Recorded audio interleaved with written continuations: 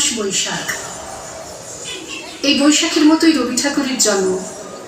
সোনার আশ্বিনে নয়, হিমের রাতের অঘ্রাণে নয়, ফুল রাঙানো ফাগুনে নয়, এই খর ক্ষিপ্র বৈশাখেই তাঁর জন্ম।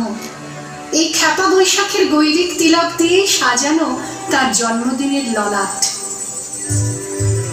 বৈশাখে প্রকৃতির নতুন জন্ম, আমাদেরও নতুন জন্ম এই বৈশাখে, 25শে বৈশাখে, রবি ঠাকুরের জন্মদিনে। দেখতে হয় না ক্যালেন্ডার, জিজ্ঞেস করতে হয় না তারিখটা কবে, আগে থেকেই বুকের মধ্যে সাড়া ওঠে 25শে বৈশাখ আসছে, রবি ঠাকুরের জন্মদিন। বছরে একটা দিনের জন্য তারা নতুন হয়ে যায়। চারপাশে নীলে লালে সবুজে হলুদে রঙিন ফুলের আলপনা, মাঝখানে খয়েরি রঙের সুতোয় রোজ দুপুরের না ঘুমানো চোখে কাজের ক্লান্ত অবসর হয়ে চলেছে সেই 4টে লাইন। উদয়ের পথে শুনিকার বাণী, ভয় নাই ওরে ভয় নাই, নিঃশেষে প্রাণ যে করিবে দান, ক্ষয় নাই তার ক্ষয় নাই। শুধু কি সূচি কাজে?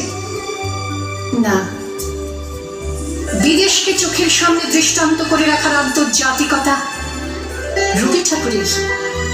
আমাদের সংস্কৃতিকে মাটির কাছাকাছি এগিয়ে নিয়ে যাওয়ার সংকল্পে রবি ঠাকুর। আমাদের সভ্যতাকে দানবের হাত থেকে ছিনিয়ে নেওয়ার সংগ্রামে রবি ঠাকুর। আকাশে মাটিতে মনে এত যে বৃষ্টি পড়ে, তার ছন্দ রবি ঠাকুরের। এত যে ফুল ফুটে, তার গন্ধ রবি ঠাকুরের। তাই প্রতিদিনই তার জন্ম, কোনো দিনই তার মৃত্যু নেই। কালের কালা পাহাড় এসে কোনো দিন যদি ভারতবর্ষ থেকে সমস্ত ঠাকুরের পুজোর প্রদীপ নিভিয়ে দিয়ে যায়, তবু একটি ঠাকুরের বেদি চিরকাল থাকবে মাটির সঙ্গে গাঁথা। কোন ঠাকুর? রবি ঠাকুর।